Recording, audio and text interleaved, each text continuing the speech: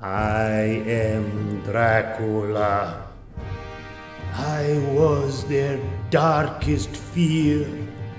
The rebel county of Cork is a prominent area for filmmaking. It has great locations and lush natural scenery. It's ideal for those who have a passion for film to use its currently untapped potential. One such place to help young filmmakers realise their ambitions is the Cork Film Centre. My name is Chris Hurley. I'm the director of the Cork Film Centre and have been for the past 19 years, I think. The centre was set up mainly by a group of people who were working as volunteers or working part-time with the film festival in the late 1980s, early 1990s. And after one of the film festivals, one of the issues that came up was that there were no Cork films in the festival. So part of the thinking was to set up some sort of support organisation to help people make films, and really the main aim was to get films into the film festival. Cork was well known at the time for having one of the best festivals in Europe, but they felt the need to have films made in Cork. One of the films being made in Cork is an unusual project called Christmas the Dracula. With the help of the Cork Film Centre, Christmas the Dracula has filmed all over the county. The movie about a Christmas party for classic monsters is a brainchild of director and writer Simon McKeown. My sister's birthday, and she was a fan of Glee. And I got her the Glee DVD for her birthday, and she was watching one of the episodes, and I walked in and it was actually the Glee Rocky Horror Special. I hate Glee. But one of the songs got stuck in my head from that, and I said, you know what, that's pretty good. So I said, they'll actually watch the original Rocky Horror Picture Show, and straight away I was just infatuated by it. It was brilliant.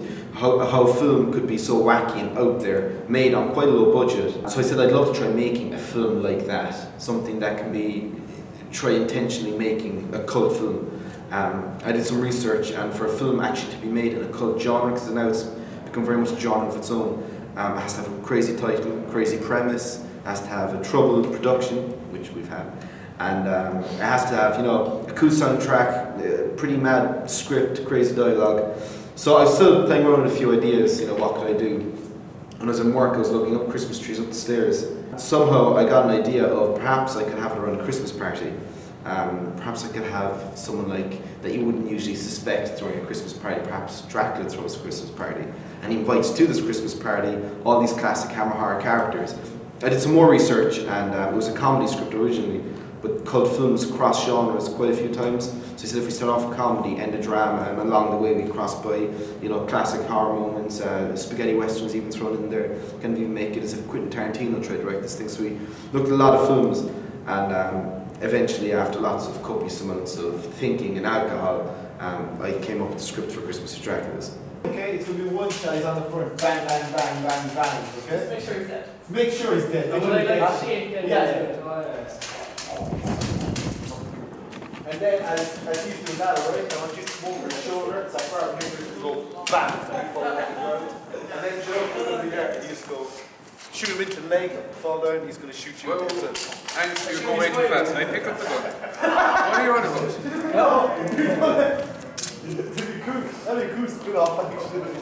As is to be expected, Dracula himself is leading the cast. He is played by veteran Cork actor Conor Dwan, who is also serving as the movie's producer. I got a Facebook message one night from Simon McKeown. It said, "Do you want to play Dracula in a feature film?" And I said, "Yeah, sure. Send me the script." So we met up, and that's basically how it happened. I went in, and I think I replaced somebody else, to be honest with you. I think somebody else was playing it first, and they were stuck for an actor. He didn't know many people. He didn't even know me. So that's how it started. And we became friends over time, so I took over as producer then, and kind of carried on from there. Simon utilised both contacts from the Cork film scene and even friends of his. The makeup was done by his makeup artist friend Anna Sasson. While the makeup on this shoot is impressive, not everyone enjoyed the experience.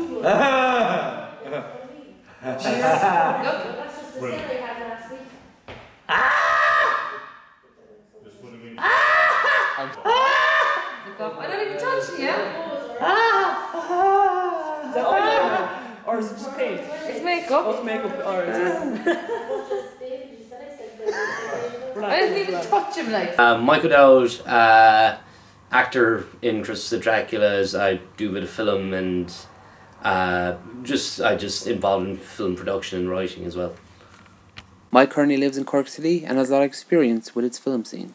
I do like the whole attitude of, you know, just because you don't have a budget, because none of us, I haven't talked to anyone yet who's gotten a real budget. I don't know anyone who's gotten one, and that means we really have to pull up our sleeves and like we need to take a look at what are our options, what can we do here. And some people kind of limit themselves in their imagination in that, let's shoot a film just in a room here or something, like, you know, like Simon would be completely different now, because like I remember reading the script for Christmas at Dracula's originally and going, I said, there's no way you'll be able to do this without having a proper budget. And I think yeah, that's it, he has poured a lot of money into this. Like, you know, I'm not going to go into sums right here, but everything he's wanted to get done so far, he's gotten it done, and like he's found some way around it. So like the only limit really is your imagination, technically.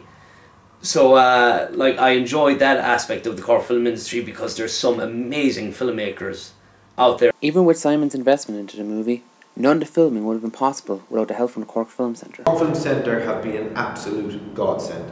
I wouldn't be sitting here, there'd be no Christmas Draculas if there's no Cork Film Centre. If there was no Cork Film Centre, we just have darkness, because they provide all the lights.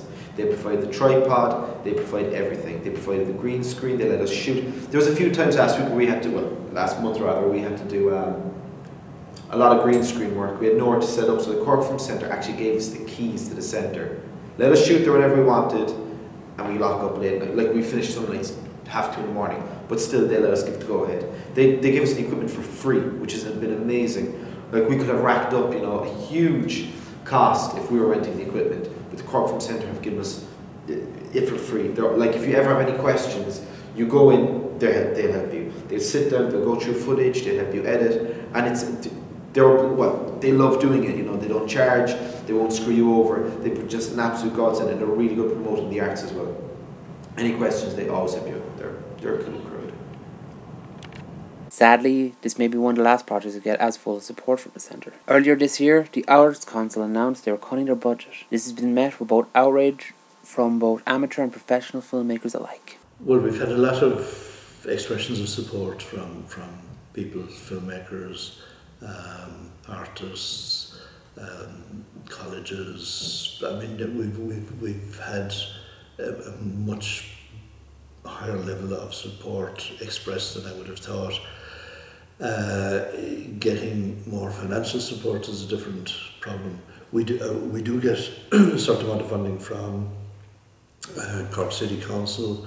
We do run a couple of workshop programs with Cork County Council,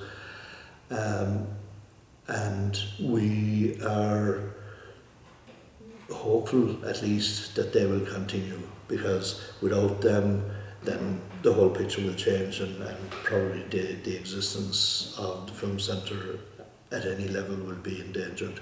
Hopefully, the Cork Film Centre will find the support it needs to keep helping filmmakers find their vision, even if that vision involves Dracula in a Christmas hat wielding an axe. Christmas of Dracula is set to be released on December of this year.